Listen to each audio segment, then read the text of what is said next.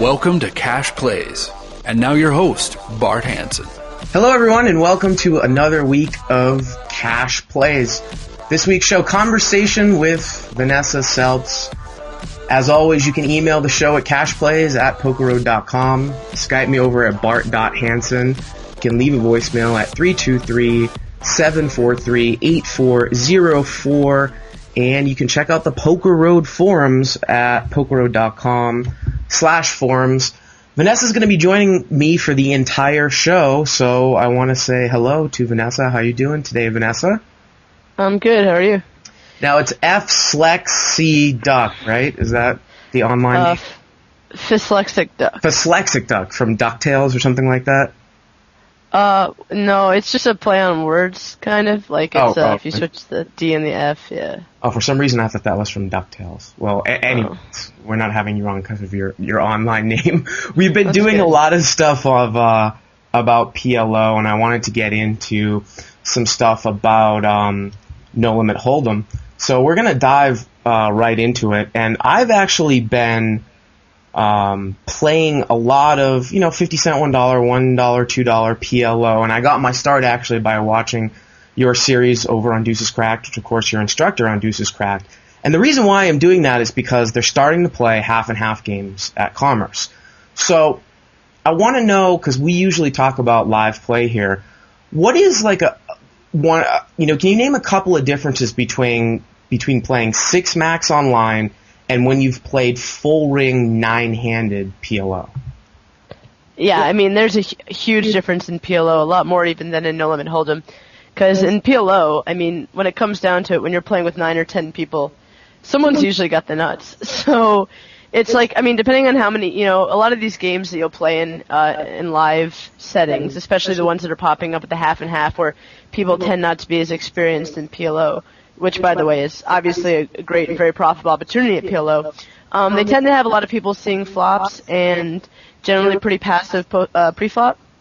And so what you have is you have 4 or 5 people showing up to the flop, which means that, you're usually going to have someone who's got the nuts or very close to it. And it's going to be, it's going to take a very strong hand to continue in most situations. A lot of where your profit there is going to come is like playing sort of a little bit tighter, out of position and playing better starting hands and just sort of having people draw to the second best hand, which they'll do really often in not completely obvious situations. And also, I guess a lot of the profit will come from, abusing people in position and just sort of like being better hand readers. But online, well, I mean, obviously position's still important, but online there's just a lot more play that goes on. There's a lot more sort of bluffing and, semi-bluffing and things like that. And, when you're playing full ring, it's really hard to semi-bluff when whoever's betting at you has the nuts or close to it, because you have very little fold equity, versus online there's a lot of situations where people will bet pretty big with very marginal hands willing to fold to a raise, and so you've got a lot more situations where you can get people off hands when you make a raise. Now, one of the interesting little tiny things that I've picked up with PLO and people that are starting off is the fact that if your suited ace has a say like an ace-queen suited as opposed to an ace-king suited, that's actually much better for you, right? Yeah, much better. I mean, that's the thing. It's like it's how often people can make the second nuts to your nuts. And so ace-king is actually, it looks pretty, but it's really just not a great hand because no one's going to be able to make the second nuts. It was interesting, like I played a hand the other day where I was holding king, queen, jack of a suit, and I was, it was someone that, and I made a flush, and it was just a situation where, because I had the king, queen, and jack, I literally could just tell that this guy, when he was betting, when there, there's a flush, there was an unpaired board, and there was a flush possible, and he was betting, it was like, either he had the nut flush, or he had a total bluff, because I had the king, queen, and jack, like, he either had the first nuts or the fifth nuts, and he wouldn't be betting the fifth nuts, so it was sort of, just by looking at what cards are in your hand, it just tells a lot about sort of how to narrow down people's ranges, and so, that's going to be a big part of the game, is sort of realizing what cards, you have, like what blockers the nuts you have, and what people can be betting based on that.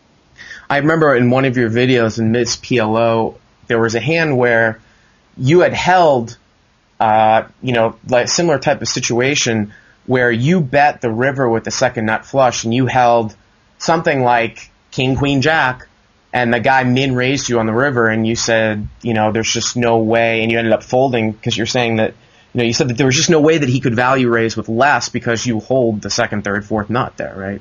Exactly, yeah. One of the other things that I learned, too, from your videos, which I found very interesting when I brought them on this show, is online 6-max, the tendency to 3-bet with your rundown hands as well as your double-suited aces and double-suited kings. Let's talk about that, and let's talk about how guys will get it in when they think you've got double-suited aces or kings with what ends up being the same wrap as you, but then you've got the same wrap plus top pair, and they've got a smaller wrap. So I'm sorry. So you're saying the situation in which you've been the 3-better, or I'm just saying let's just get into a general discussion of why 3-betting your rundown hands, balancing your range with your rundown hands is a good style online in 6-max. Okay. Well, so one thing I will say is that I made a good deal of that series before PLO had gained as much popularity as it has recently, and so that was when there was far less frequent 3-betting occurring, and usually it was with aces or kings. And now, there's a fair amount that goes on with rundown hands. And what I will say is it's great to do in position. I love just 3-betting with sort of, anything. Especially double-suited makes it really nice because there's a lot of favorable flops that, any sort of top pair plus flush draw, once you've 3-bet, is usually going to be good enough. You have top pair, a couple overcards, and a flush draw. That's almost always good enough. And you'll hit that flop, actually, with a decent amount of the time. But I think now that people are sort of keen on the idea and know what's going on, I do a lot less 3-betting out of position with hands like 5, 6, 7, 8. I'll still do it with a hand like 9, 10, Jack, Queen, where the difference between 5, 6, 7, 8 and 9, 10, Jack, Queen is something that really matters a whole lot now, because when people are willing to get in a lot lighter, realizing that your range is wider, I think you want to 3-bet hands and build pots when you're going to connect well with flops. And so you had a hand like 9, 10, Jack, Queen, sort of any 10 plus an 8, a Jack and a 7, so there's just a lot of hands that make top pair, a bunch of overcards, and at the very least a gut shot. So you're going to be getting it in against someone who's defended your 3-bet. Like you have 9, 10, Jack, Queen, and the flop comes Jack. I guess this is what you were talking about. You have 9, 10, Jack, Queen. The flop comes 10, 8, 5. You have top pair and a wrap to the nuts. The higher end of the wrap, which is good. You're going to get in against someone who's defended with 8, 6, 5, 4 or 9, 6, 5, 4, whatever it is, who has just middle pair, a worse straight draw and whatever else, because it's sort of at that point, it's sort of a crapshoot what the other person has, and you just sort of get it in. So people that are defending with lower wraps, there's going to be a lot of value in playing those higher wraps, because the kinds of boards that you both connect on are going to be the kinds of boards that you'll get it in with that person with, and you'll actually have them in a pretty dominated situation. Well, let's bring those 4-card run hands. Let's bring that up to discuss. Now, a hand like 5, 6, 7, 8. Let's say it's one suit or double suited, but you're in position in these newer aggressive games. Do you still tend to do a 3-bet or sometimes a 4-bet with those hands? So I do 5, 6, 7, 8 double suited. I'll do it depending on how I'm feeling and what my image is at the table. If I've been relatively tight, or if I've 3-bet with aces a couple times and I really feel like I need an opportunity to show that I don't only have aces, because I need to, sort of make him, make my opponent sort of second guess a lot of the time when I do have aces. And so I might take that opportunity, but really in position, 5, 6, it's just there's so little deception to 3-betting anymore that I'd almost rather just play a smaller pot pre-flop and use position to put my opponent under pressure, because the smaller the pot is pre-flop, the more room you have to work post-flop, and you put that opponent to more decisions. When I 3-bet a hand like 9, 10, Jack, Queen, as opposed to 5, 6, 7, 8, it's really going to be more often for value against someone who's actually just open raising a lot of really bad hands. And so that's sort of rather than being for deception, I mean, it's obviously deception because you don't know, it could be aces or kings, or it could be a rundown hand, but you're still doing it with your premium hands, and it's really for value and to build a pot against people that will open, 10, 9, 7, 5, and then defend it to a 3-bet. So, the 5, 6, 7, 8, I guess you could say it's deceptive, although I don't really think it is that deceptive anymore. I'd usually rather keep the pot smaller and sort of make that person make mistakes post-flop. Now let's talk about that type of hand too in full ring. Now, when you're playing nine-handed full ring, and obviously the tendency for the nuts to be out there more often, I'm assuming that you're doing more flat. You're tending to do more flat calling. When is it proper then to be three betting? It just seems to me. I mean, if you're too predictable when you're only three betting with like your double suited aces and your double suited kings, do you need to merge your range, balance your frequency? Well, I think on the contrary, pre-flop three betting I do all the time in a live setting, especially if I think someone's more likely to have aces, because what tends to happen in these live games is you're usually deeper than 100 big blinds. The PLO games especially, you'll be playing like 500 big blinds deep. But even if you're only 150 big blinds deep, let's say, they open it to 3.5 big blinds, which is pot. You make it 12. Most of these players, especially the less experienced ones, are going to go ahead and automatically 4-bet to like 33 big blinds or whatever it is with their aces. And now you're in a situation with your 5, 6, 7, 8, or it doesn't even have to be that good. And if you can if you can 3-bet someone in position and know that if they have aces, they're going to 4-bet you and that they're going to have aces a decent amount of the time, especially people that rarely open pots, like there's a lot of open limping, so a lot of people live when they raise, they have aces. And so if you get in that kind of situation, you're in position with a hand like that, you want to 3-bet them all day, because then when they 4-bet you, they put in a fifth of their stack, you get a chance to flop really well and play a big pot with their hand face up, which is sort of a very optimal situation. And it's almost like extreme implied odds, right? Because if you miss, they fire out, you just dump it. But these guys are so bad that they're almost always stacking off with. Yeah, I mean it's the perfect situation, exactly. If you can it's the perfect situation, especially deep. But even when you're not deep, I think that even really bad players a lot of times will figure out that if you're 400 big blinds deep, there might be a problem, but with 4-betting aces every single time, some won't figure it out, but some will. But for some reason, if you're 200 big blinds deep or less, you're playing 5-10, someone has 2K, and they open to 40, and you make it 120, they'll just make it 360 all day with their aces, with 2K behind. And that's just such a great, and profitable situation for all the reasons you said, because they're going to bet out, by that point the pot's already, $800 with the blinds and all $750 by the time the flop comes down, and they've got, 2 pot-sized bets left in their stack. They're just going to put it in on a lot of flops that they really shouldn't be putting it in on. Now, what is the point of penetration in terms of your stack size and getting how much of your stack size in with aces if you're short stacking PLO? Is it 40%, something like that?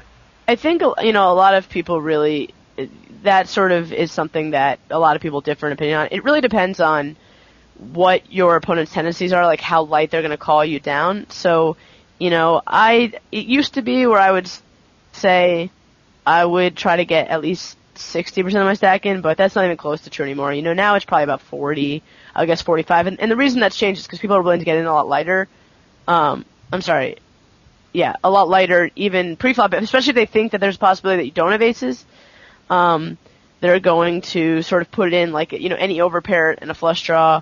A lot of times, not even overpair and a flush draw. You see all the time, you 3-bet aces, and then the flop comes down, 7-6-2, and someone's got queen, 8, 10, and now all of a sudden they have an overpair with queens, but they also have a gut shot. So, their thinking is, well, I don't have to have aces, so they're going to put their money in because, the queens could be good, and if not, they have the backup. But their backup is really only 4 outs, and so, I wind up putting myself in a pretty good situation. So, just given that there's that much more doubt and people are getting in lighter, I would say you don't have to put as much of your stack in pre-flop because you do have a little bit, better chance of making some money post-flop.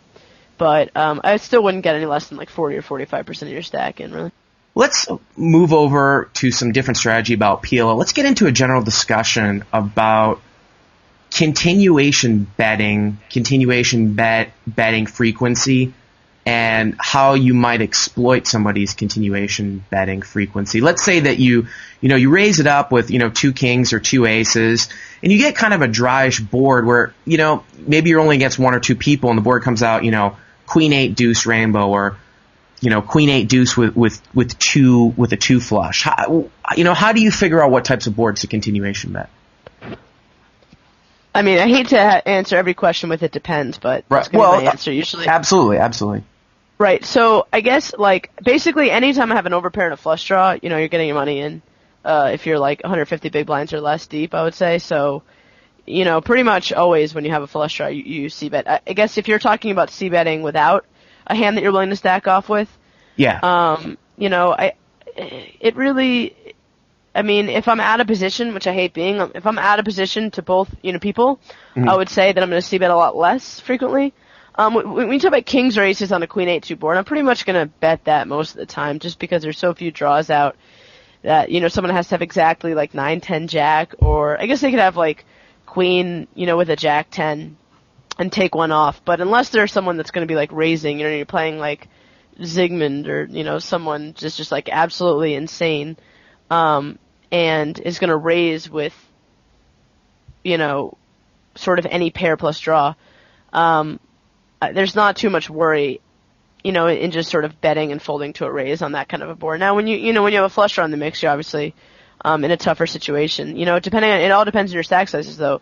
So, a lot of times I might check, and check folding is not a bad option because people aren't bluffing nearly as often as you think they might.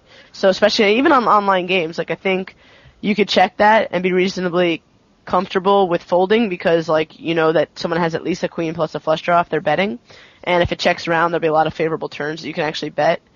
So there's checking on the flop does not equal like giving up on the pot because it's going to be checked around more often than you think. So I would say that like these days, people are peeling so light that I've definitely been c-betting far less frequently than I used to be. One of the other interesting concepts that I got out of your videos too is the tendency to c-bet a hand where you really have no chance of improvement, and you're going to fold to a check raise. You're going to c-bet maybe an overpair without a flush draw or without a straight draw. But other times when you flop top pair and maybe like some sort of gut shot to the nuts or top pair and maybe like a third or second nut flush draw, you have a tendency to check those back because you don't want to be check raised. Right. I mean, that's just a general poker principle, right? Mm-hmm. So if you you always, whenever you bet, you know what you're going to do to a raise. You have a plan for the hand, and so if that plan involves folding to a check raise, and you have a hand that you'd actually really, really like to see another card with, then you generally shouldn't be betting. So I tend to bet, and and that's not that many hands. I would say, I tend to be, like I said, so I do check those hands behind, but because I'm c-betting less frequently, I'm able to check those hands behind and not have the person know that I have that kind of hand, because a lot of times if I check behind, I'm just giving up on the pot. Mm-hmm. And so it's almost like balancing through passivity, and it's weird because I used to have this like hyper-aggressive style, and I've just become a lot more passive, both in No Limit Hold'em and in PLO. But I think that, as long as you're balancing, it doesn't really matter what your style is. And so the way I've come to balance this is that because I'm giving up on far more pots than I used to, I am checking behind more of my middling hands in order to like balance, I guess, what my checking behind really means. I had a long segment a few episodes ago, and the episodes were Value 1 and Value 2 for people who are wondering what I'm talking about. And I said that people tend to bet no limit sometimes to protect their hand instead of value, and sometimes they bet to kind of figure out where they're out. Two concepts I don't really buy in No Limit Hold'em. However, as I'm getting into PLO, it almost seems like it's the exact opposite, where you definitely need to bet to protect your hand because any card can give like a guy two pair, and sometimes you need to kind of bet to figure out where you're at. What do you think about that? Well, I wouldn't say that I disagree with it in No Limit Hold'em anyway, so I think that usually it's misapplied, the concept, but I think that oftentimes betting to see where you are actually works out pretty well. And I've talked about that. I think I talked about that in my Unconventional Wisdom series with DJ Sensei on Deuces Cracked. We have a whole episode, I believe, dedicated to that concept. But anyway, moving along to the PLO aspect, I think that you often do have to bet to see where you are, and that's true. But I think that what it really comes down to is it's not just this like absolute point. It's not just a point that's doesn't take into account other factors. And I don't think the most important factor tends to be how big the pot is already. So, if you don't have that much in the pot, that's when the concept usually gets misapplied, the betting to see where you are or betting to protect your hand. It's basically like a ratio of your stack size to the size that, the pot already is, the amount of money that's already in the pot. So if there's, $100 in the pot and you've got $100 left in your stack, let's say, well, at that point, oftentimes you will bet, even if you have kings on that queen 8-2 board, but you've re-raised pre-flop with your double-suited kings, and it came down queen 8-2. Well, that's an obvious situation where you say, if I'm beat, but at this point, there's so much in the pot, I just have to protect my hand. And I guess that's not the perfect situation because you will get called by worse hands. But I guess the point is, like, even, okay, so let's say you have double-suited kings and the board comes down, 7, 7, 8. Well, then there's so many straight draws that it's like you shove all in, and it's like, yeah, you might only get called by trips, but, you have to protect your hand. And that is true because, like, a lot of times people will have a hand that does have a straight draw and an ace and a million other cards that could come that, will give that person the best hand. So you're right that it definitely, like, applies a lot more in PLO than it does in Element Hold'em. That being said, there are many situations where, you have kings and the board is queen a2 and there's like $100 in the pot and you've got 1,000 in your stack. Well, now all of a sudden you bet, and like I said, you've got someone that's going to be raising you a lot. Well, now maybe you don't know what their raise means, and, it might be a better, even though, there's some money already in the pot, it might be a better play against that person to sort of check and reevaluate the situation rather than getting raised off your hand. So, it really just depends on how much of your stack you're willing to commit because, there's nothing worse than like having, let's say the pot is substantially big, so you're playing, 1, 2, and the pot's already $300, but you're playing really deep stacked. There's nothing worse than having aces and the board comes queen, 9, 6 with 2 clubs and you bet and then they shove all in and now you're getting 2 to 1. You're saying, well, it's really possible they have a draw, but it's like, you're in that classic situation where you're either against a big draw or a set, and you're a dog either way. But there's so much in the pot that you've now committed your stack, and now in order to protect a $300 pot, you've had to commit like $1,000 in your stack. That's pretty much like the worst application of that concept that I see over and over again. Let's talk about, and this is another great concept that I've drawn from your videos, and that's kind of when a no-limit player moves over to PLO. They tend to have this kind of, well, I guess you could call it laziness of checking behind medium strength hands that they think are showdownable, like bottom 2, something like that. Where you went into like a whole thing in one of your videos about how you can't really afford to be lazy in PLO because with the given action, you can easily get somebody off of a better 2 pair in a certain spot given the action.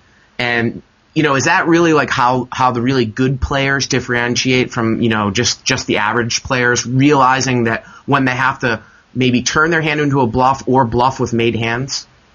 Absolutely. I think that is definitely one of the main situations that separates the good from the great players is turning your made hands into bluffs. And I mean, that's true both in No Limit Hold'em and in PLO. It's harder to find those situations in No Limit Hold'em, I think.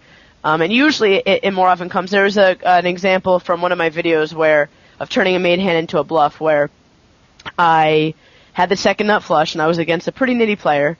Joe Beavers, right?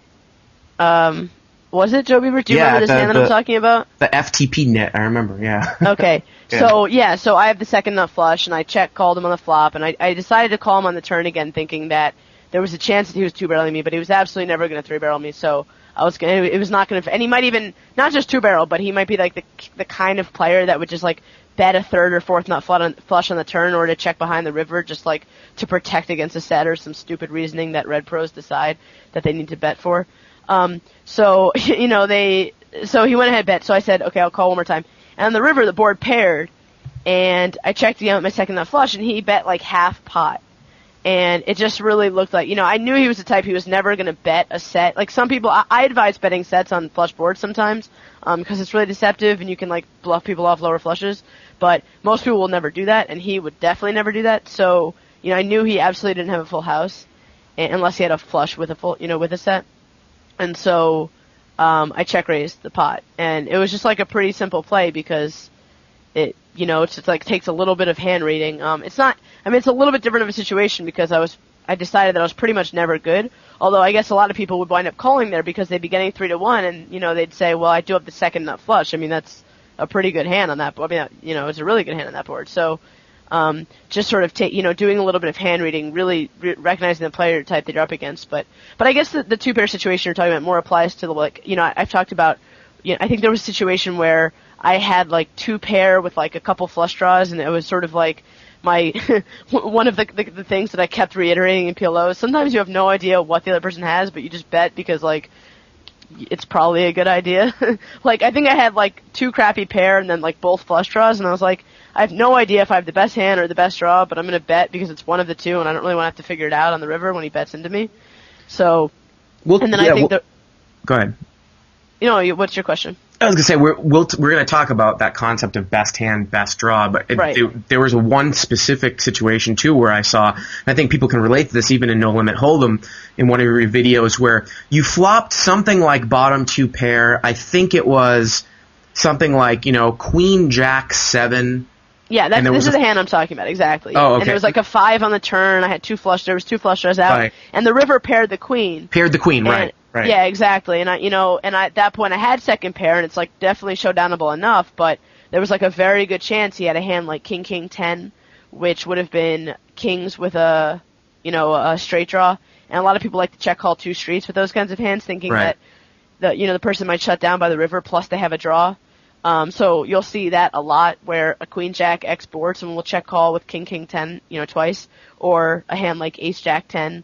I was just gonna say, like, you don't beat a King Jack or an Ace Jack, and I think people who don't have a whole lot of experience in PLO from No Limit Hold'em, they don't really even take into account there when their 2 pair gets counterfeited with the top pair pairing at the end, that this guy could actually be check calling with an overpair, right? Yeah, exactly. Or and even King Jack 10, exactly. Like, those are all very, very reasonable hands from having his range, but it's just like a very tough call for him to make, given that I've bet every street, and there's just no reason to think that I'm running a pure bluff. I mean, you could say, like, every draw missed, and he might make...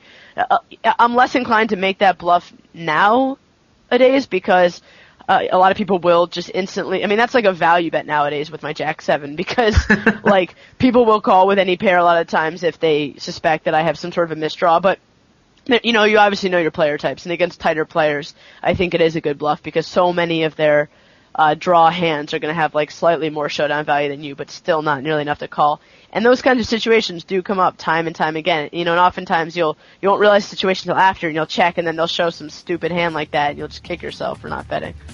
Well, I want to. We're going to talk more right around the corner about how the games have changed. We're going to take a little break here, and we will be back with Vanessa Selbst right here on Cash Plays.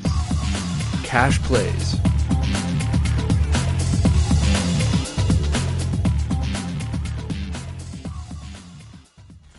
Previously on Poker Road Radio. If you call me and you're like, Ollie, can you go pick up my dry cleaning? Well, I don't ask Nordberg to do that either. No. Not yet, you don't. Well, you haven't really pushed the envelope. We actually did ask him once to do that. See? Did he do it? Did he do it? But he was driving Did right he fast. do it? Lady, I need some silence. Did he do it? Yes. Don't ever again tell me that he's not your minion. Anyone that picks up your dry cleaning is your minion. No, you're wrong. If you're not boning that person, they are your minion. Period. You're wrong and stupid. Don't miss a moment. Tune in to Poker Road Radio and get all the action from the tournament circuit.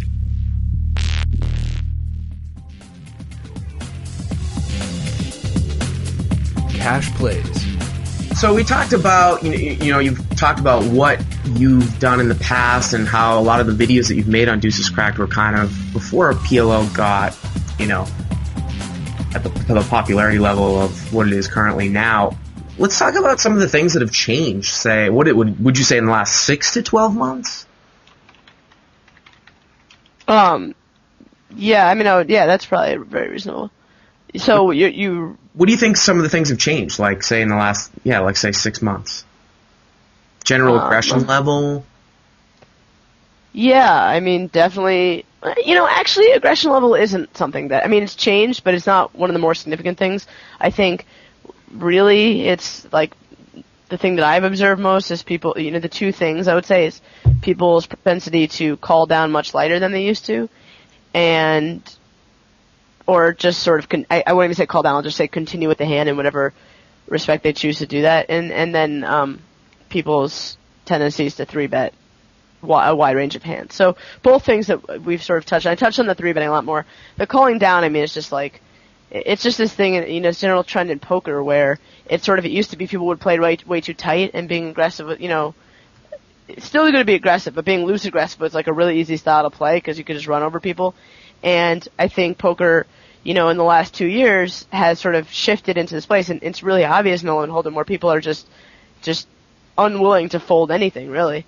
And so it's sort of like shifted to the other end where now I think just, giving the appearance of bluffing without really bluffing nearly as much is probably a very profitable style. So I think it's similar in PLO. It's like, for some reason, people figured out that c-betting happens a lot, and so you don't have to have anything, so they should probably call down with anything. Like, I don't know if you've noticed that trend, but that sort of seems to be the case. And so I think once PLO picked up, people figured out, wow, people see bet in PLO too. I guess my top pair is good, Yeah. So, one of the things, too, that you said in your later videos, I think like episode 8 and 9 of Miss PLO, when you actually recorded some of the games you were playing, quite later on, was that, in the beginning you talked about how you don't need to necessarily, bet the pot, raise the pot pre-flop, but now, towards the end, you're saying now you've kind of switched over and now you are raising the pot. Can we talk about that a little bit? Pre-flop. Yeah, right. I think before like it was probably, the idea that I could, with more room to work post-flop, I would get people off more hands. Right. Because to keep the pot smaller. And so people would feel, less attached to the pot, et cetera, et cetera. And now it's really because people are calling down so much lighter anyway, I'd rather have more money in there. It's just in general, I think that when you're playing a tighter style, especially since people know you're playing a tighter style anyway, it's just better to build the pot up a little bigger. Obviously you have a smaller range of hands, so they're going to be higher in value, so you want to create a little more value pre-flop for yourself. Let's talk about playing PLO deeper than 100 big blinds. Now that there's the advent of 200 big blind tables, I'm not sure if you touched on it in any of your training videos. I know Jonas had that Mad Potter series on Deuces Cracked, and I'd only seen like maybe the first 4 or 5 of those. But in this, this again probably relates to live play as well. How does the game change when now all of a sudden you're 250 big blinds to 300 big blinds deep?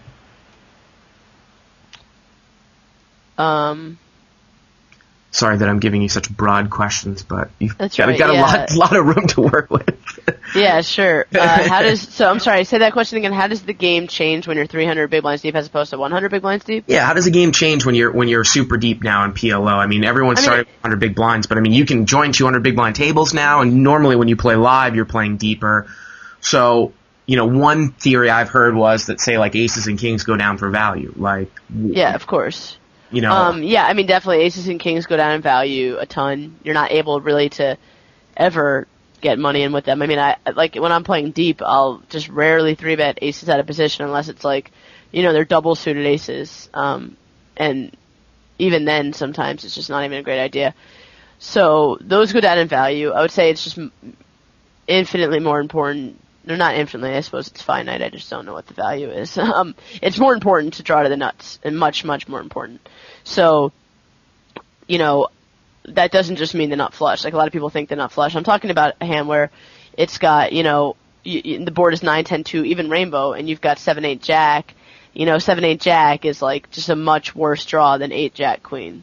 Versus, it's like, you have 7, 8, jack, and it's 9, 10, and then it turns a queen, and now you've got the second nut straight, and like, yeah, a lot of people could have jack king, and yeah, jack kings actually falls well within people's range, but you know what? You've got 75 big blinds, or 100 big blinds, and you've put in a bunch of money with your draw on the flop, and then a jack comes, it's like, you've got 2/3 of a pot size bet left, like, it's not the end of the world if someone has jack king, but all of a sudden you introduce, another 100 big blinds in the game, and, it becomes a lot, much different story, So I think that that's probably the most important feature, the most important thing to think about when you're playing deep stack is just sort of drawing to the nuts, and that doesn't mean that you can't continue with hands. I would say you just have to be a little more aggressive with them and selective. Like I wouldn't play the calling game with like bad draws. I like to sort of string people along. That's another thing actually when people are deep, especially like in a live play game. If someone bets and I've got a nut flush draw, rather than raising because I can get them off of, a 2-pair hand, I'm much more inclined to call so that other people with worse flush draws might come in. And, the value of getting someone off their hand when the pot's 20 big blinds and stealing a 20 big blind pot, it might be worth it if you only have 100 big blinds because the chance that someone else has a worse flush draw and that you both hit the flush is not that high, and so it has to happen.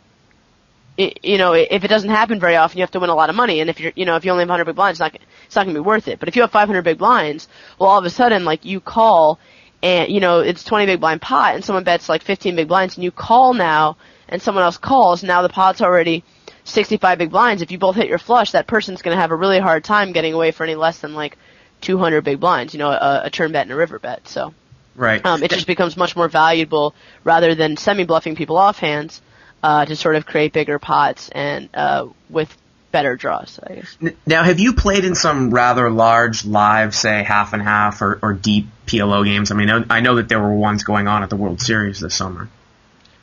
I think the biggest I've played has been 50-100 with or 25-50 with 100, I guess. No, well, 50-100 or 25-50 with 100 played pretty big though. So I haven't really played any bigger than that. I'm not really. I mean, with an unrestricted buy-in, right?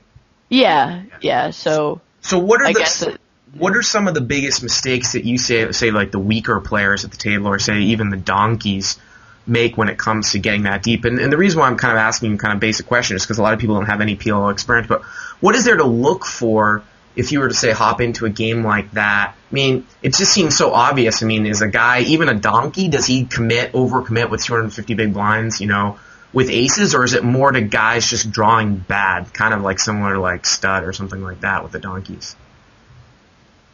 Wait, I'm sorry. I'm sorry, can you repeat that? Sure. Said with the, a lot of people haven't played in these games. When you go and like hop into a deep PLO game, what are some of the things to look for in the donkeys? Because I would seem to think that even the donkeys don't overcommit 300 big blinds with aces or kings. Is it a thing where they're just drawing bad, like kind of similar to like a stud donkey? I mean, the things that so I don't know how this really translates into like a strategy for you necessarily, or for someone to take, but the things that you see is them playing any four cards, and how this translates is like, just think of a situation where they play Jack 10 5-3, you play Jack Queen 10 Jack 9, or let's just say, you have King Queen Jack 10, they have Jack 10 5-3. The flop comes Jack 10 2, or Jack 10-3 even. So now they've got all the pairs on the board, so they're going to put like a lot of money in the pot. You've got top two, you've got the same exact hand as them, except that now you have you have a straight draw and two overcards. So people don't forget that you even have a straight draw. Let's just take a hand like 6-7-2, and they have a hand like 6-7-4-4, and you have 6-7-8-9, or 6-7.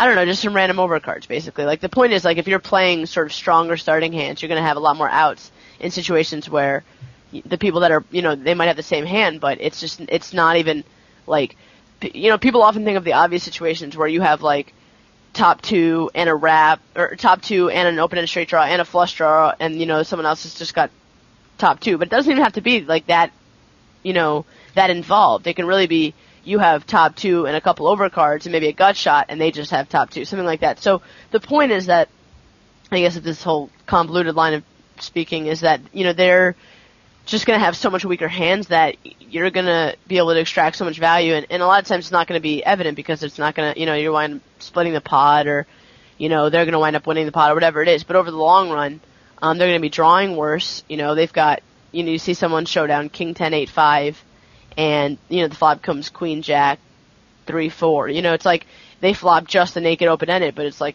when you're playing King 10 8-5, what more can you really ask for? So they're going to put in a lot of money with that, where, you might have, so where they just shouldn't be putting in money. So it's basically just situations where, people play such crappy cards that they put in money in situations where it's just really not profitable to do so. And so I think just playing better starting hands, and you're going to be able to take advantage of them that way.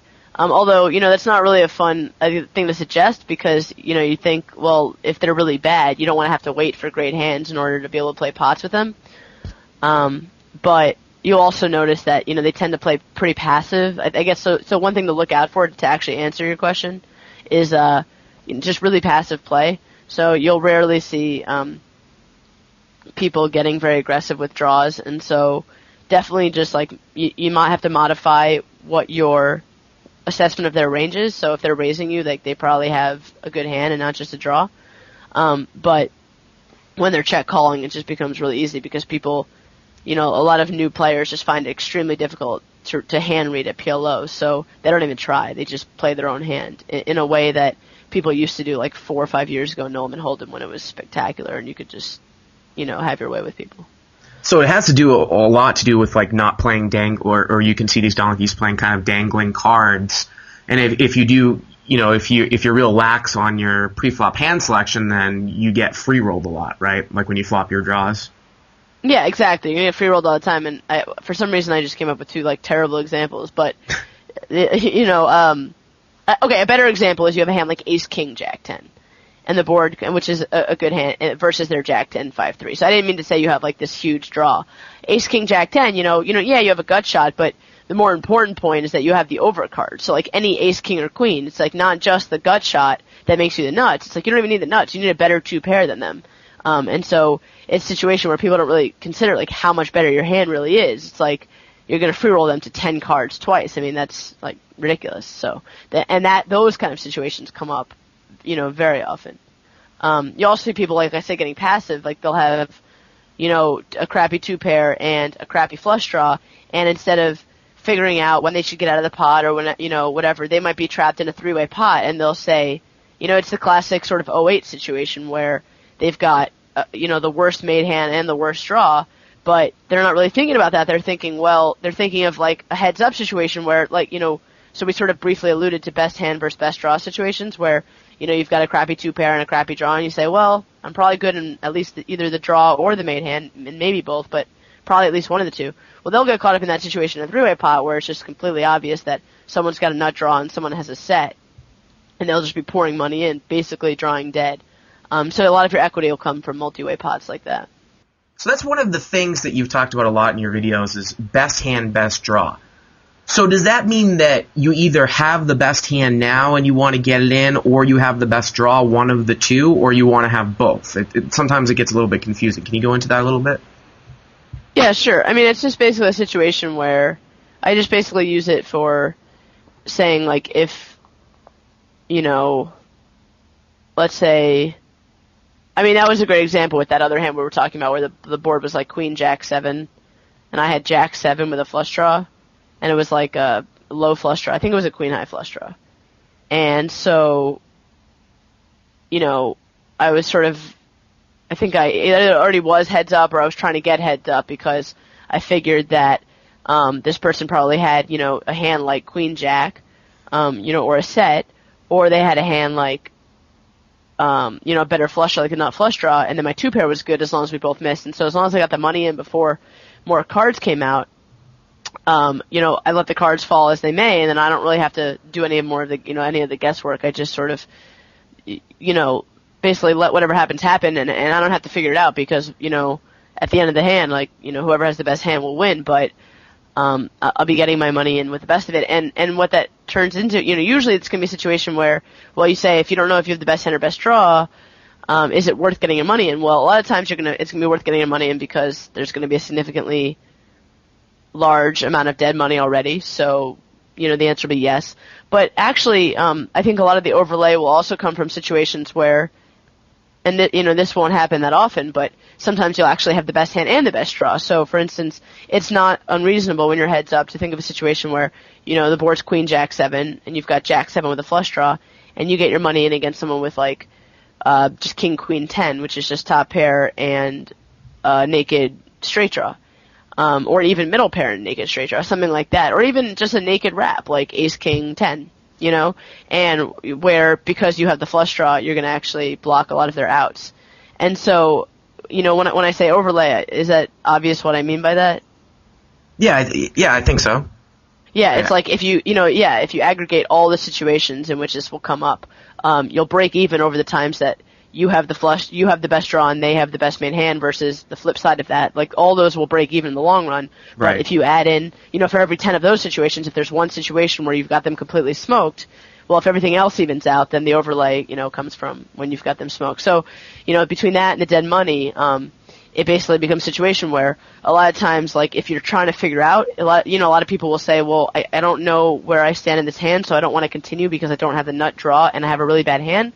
But if you just think about all of the situations in the aggregate, and you say, well, the other stuff will just even out, and I don't really know what's going on, but I'm just going to put my money in because, because I know that I have to, and I just hope that this is one of those few situations in which I get my money in really good. I do think that that's like a pretty profitable strategy over the long run, for that specific situation. We take emails on the show, and I got an email this morning from Edward because I posted that you were going to be on the show. Edward from Chicago, and he says, Bart, can you ask Vanessa about a rule to slow play in PLO? So basically what he's asking is, I guess, when do you slow play in PLO? Now, I'm assuming, Vanessa, this is kind of totally player dependent. Would you almost say to people that are starting off to, not play it tricky? When's a time to slow play in PLO, or is it very, very rare? Is it less so than no limit hold'em? Oh, well, it's definitely less than a no limit hold'em. There's just, so few opportunities. I mean, a really obvious time to slow play, I guess, would be when you've boated up on the turn and you just don't think someone's going to call.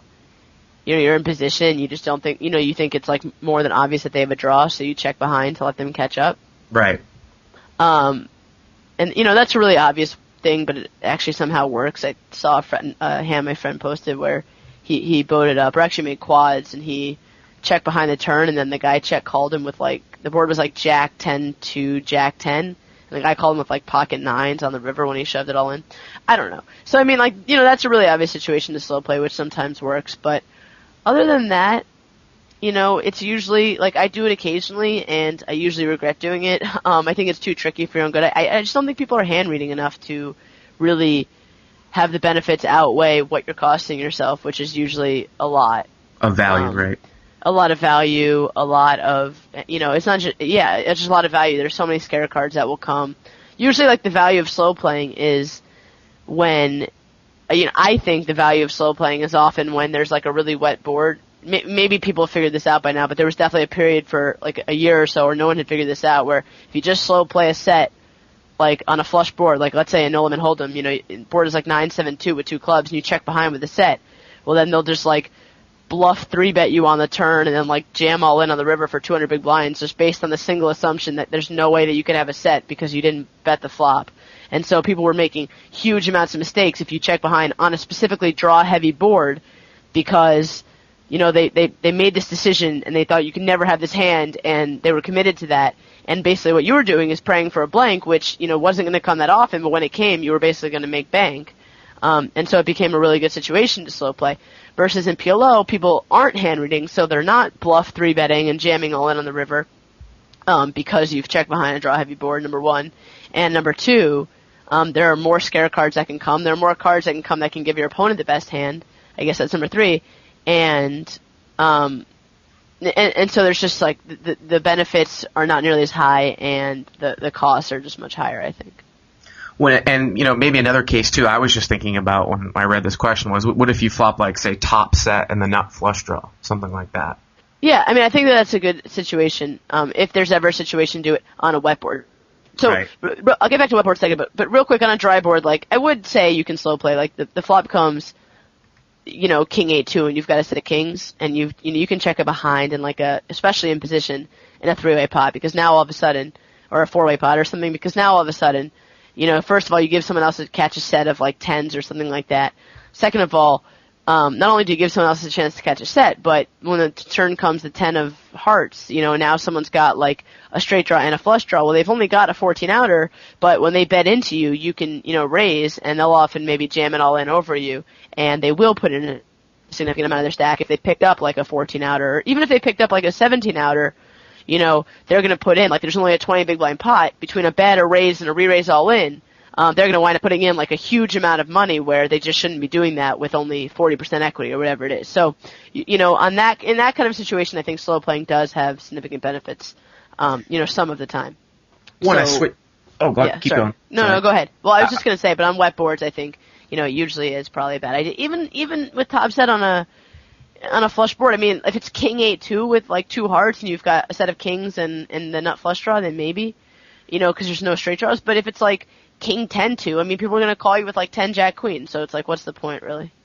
Want to switch gears and ask you kind of one last question about PLO. Another thing that I picked up in your videos that I assume is a relatively big leak in a lot of players' games, maybe even up to the mid and high levels, is asking yourself, what are you trying to accomplish by raising with a big draw? And you've talked about this a lot in your videos about how sometimes people look and they say, "Oh, I got a flush draw and I got shot. I'm just gonna get it in." When maybe the best play is to call, right? Exactly. Yeah, definitely. And I talked about that a little bit in terms of live play, but it definitely also applies to online where you've got a 4-way pot and people, you've got someone leading out into 4 people where it's like more than obvious that person has a set. Like 80% of the time, if not a huge wrap and a draw where, yeah, it'd be nice to get your money in against a huge wrap and a draw, but they usually have a set. So a much better play, is almost always to call with like a nut flush draw and, a draw to the nut straight or something like that, and let people come in behind you. I mean, worst case scenario is you hit your nut straight and someone you would have priced out has now also hit the nut straight, and so you have to chop the pot. But even if that's the case on the turn, you still get your money in free rolling against them because you've got the flush draw to go with it. So, there's obviously pros and cons to every situation, but I think if you've got like no fold equity, I think it's worth it to actually figure that out, and rather than just being resigned to making like a plus EV play, which is getting your money in with a big draw, just make a more plus EV play and wait till you actually hit your draw to put your money in the pot.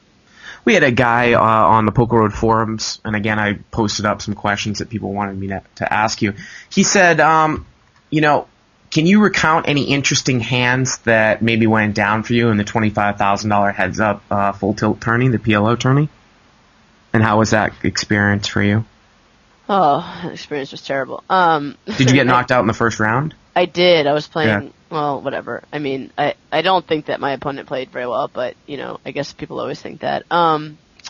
There weren't really any memorable hands. I just, it was a lot of, like, medium to big pots where I bet the turn and with the best hand, and then he got there on the river and it went check and whatever. So it really wasn't that interesting. It was it was interesting in that I was playing someone who was just like very supremely passive, it seemed like, or he was passive in situations where he probably should have been aggressive, and vice versa. So like I basically, and he was also just it seemed like pretty easy to read the hand, so I was betting a lot of like very marginal hands, which I guess, I can't really complain for getting outdrawn all the time, because if you're betting like top and bottom pair on the turn, they've often just like got a lot of outs to beat you.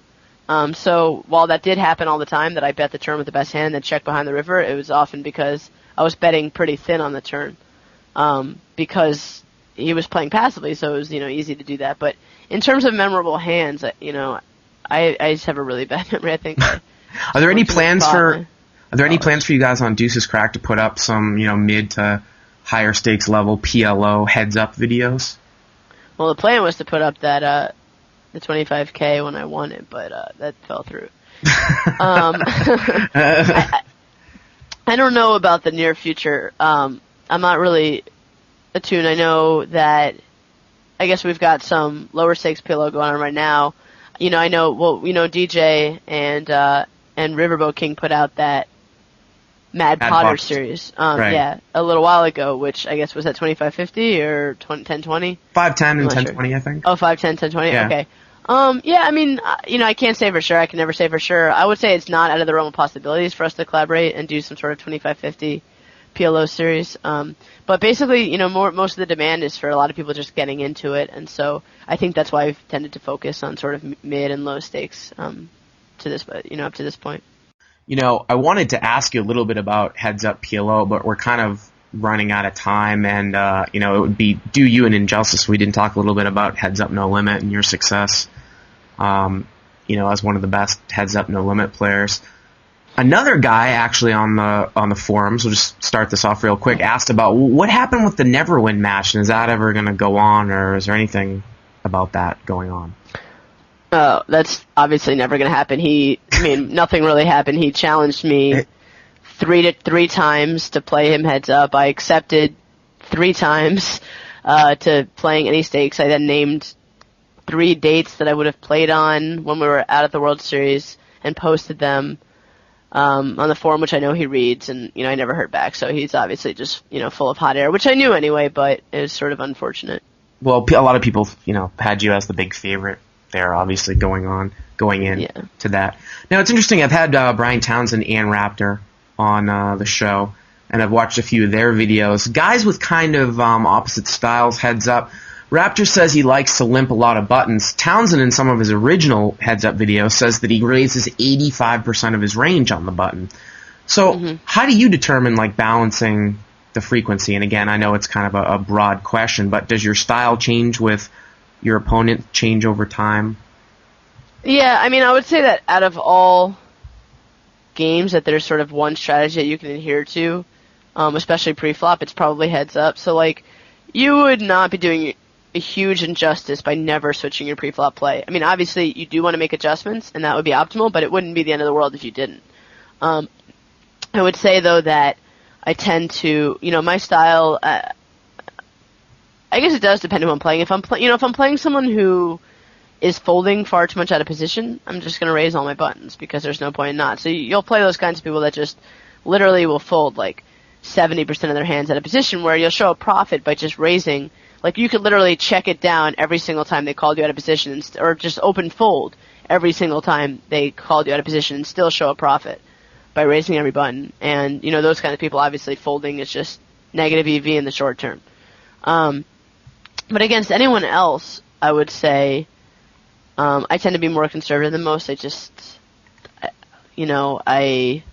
don't like bluffing as much as other people do. I guess I don't have the heart for it anymore or something like that, making huge bluffs, or maybe my image has gotten me called down a lot. I mean, definitely, like, my image of what it used to be anyway used to be insane. So I think that's finally turning around, but for a long while I was just getting called down so light that it just became a much better strategy for me to just play a much stronger range of starting hands and sacrifice the minimal amount of money in blinds that I was giving up by folding more of my buttons. Now, another question, too, that came from the forums today, what did you learn from, say, watching Krantz and Foxwood Fiend and White Lime, and did they learn things from you in regards to, say, Heads Up, No Limit?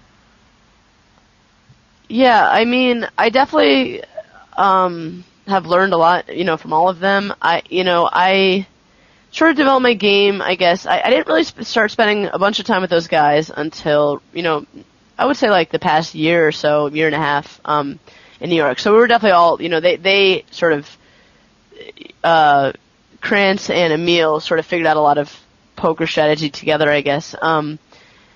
So I don't know that, like, coming up I really learned that much from them, but, especially over the past year, just talking with them about poker, I don't know if I could point to things I've learned, but we definitely, Krantz and I, like, just think on in a really similar way about Heads Up, especially, and so, it was pretty cool, like, getting a chance to spend a bunch of time with them this summer, and, watching them play and just talking about hands. I mean, I'm really bad at, like, abstractly pointing to specific things, but I think that it was just interesting and really fun to be with people who, they're both, like, you can separate, especially in Heads Up, you separate the people that always want, that if they have to defer to one side, an error to one side. Some people err on the side of always giving their opponent too much credit, and sometimes people err on the side of never giving their opponent any credit.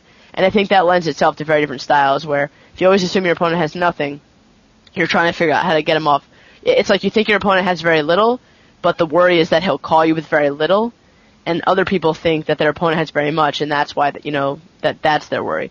So I think that Emil and Jay and Ariel and I are all of the opinion that, like, we tend to think that our opponents, like, don't have very much, and so it's fun to, think about ways that you can, what are they actually going to call you with? What can you represent? What situations, are you trying to get them off their nothing with a worse nothing, things like that. So, they're talking to them about that is pretty cool, because when I talk to some other people about, like, what I think this person has, and it's usually just like, absolute error, and they're like, what are you talking about? Like, why would you say that? It doesn't make any sense. And I'm just like, I don't know. I just, I never have anything here, so why would this person? Do you, like, sorry, I was just going to say after it's been, like, re-raised, like, 4 different times. Right. That's what I'm saying. Or he's 4 or 5 bet shove with King 3 of diamonds on a Jack 9, deuce board. Yeah, exactly. I saw that in a White Line video. But I've asked some other people this question too, especially when you're playing online and you're multi-tabling Heads Up. Do you believe in momentum and flow and starting off like a match with a good pace and then sometimes changing your style with how the momentum of a match is going? Yeah, definitely. I mean, you have to be constantly switching up and constantly like one step ahead of the person that you're playing. I mean, I think that, heads up more than any other kind of poker is very much it's almost like a fluid motion. It's like it's an art.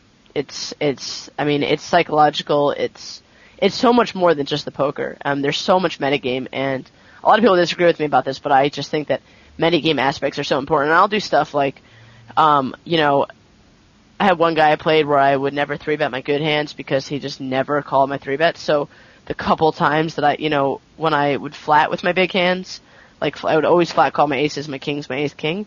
But like if it ever had a chance of going to showdown, I would just make sure that I sort of like either bet the river or just did anything in my power that wasn't hugely negative EV that was possible to prevent my hand from going to showdown, because the metagame aspects of showing that hand down were just so much greater than the money that was in the pot to me. So things like that sort of metagame considerations, just constantly sort of if I've, I'll often do things like try to predict if I'm, which time am I going to get called, like, and then, there's sometimes you just get this gut feeling like, okay, he's going to 4-bet me this hand. And if that's your feeling, you can't have that feeling every time, but if it's like you never have that feeling and then one time you're like, wow, I really feel like he's going to 4-bet, and then he 4-bets, it's like, well, you have to shove all in, no matter what, So it's things like that are just, you get these feelings, and it's just sort of the way the game is flowing. And if you don't adjust, I mean, you're doing yourself and your game a disservice.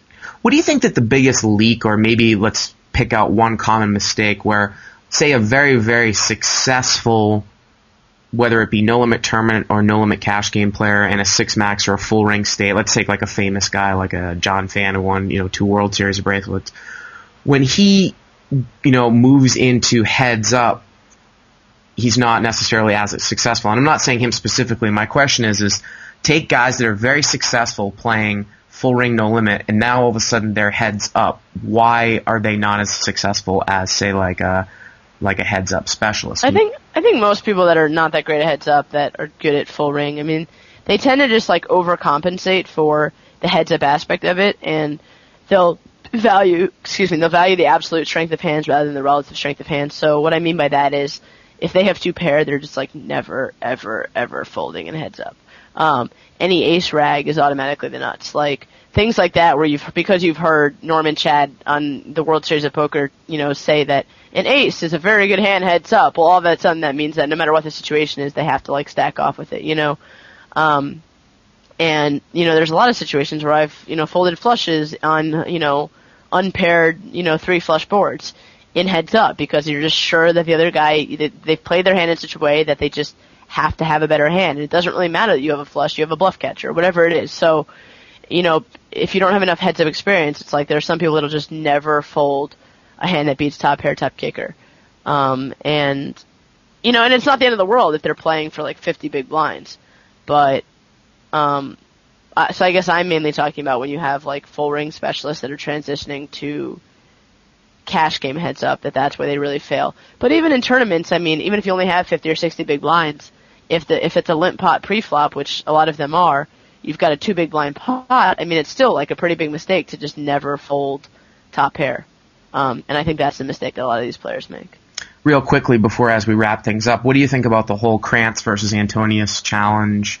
Do you know anything about that? And have you seen, obviously, you're familiar with Krantz, but, have you seen Antonius play a fair amount, and who would you What hedge? is the challenge? I'm sorry, I'm like I just started law school. I'm kind of out of the loop right now. Well, they were saying, it wasn't really a challenge, but, during the World Series, Krantz kind of called out anybody. Oh, yeah. Limit heads up. Yeah, sorry, I thought you were talking about, yeah, of course. Yeah.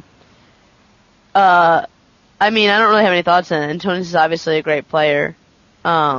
He's one of the best. I think that Krantz is a phenomenal player as well. So, I guess my thoughts are that it was pretty cool that Krantz stepped up to it, and I don't know, has like Antonius made any efforts to like try to play, or? Well, I'm not the most in tune person with the poker gossip thing, but not that I've seen. No.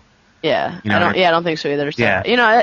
God, you see that so much that and I have it strikes a chord with me after this whole getting dicked around by never win thing. Like so many times, but you just see so much hot air blown in the high stakes community, and just so much is ever, so little is ever followed through upon, or on. I can't even speak anymore.